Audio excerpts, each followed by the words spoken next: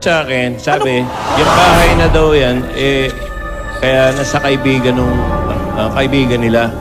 Diyan daw nagmi-meeting yung mga katipunan 100 years ago. Talaga daw haunted yan. 12 years.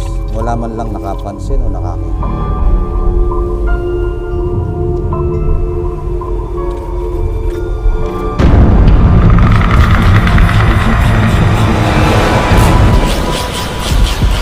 Kaya pala puro santo, ah. Sana naman ilaw! Asan na?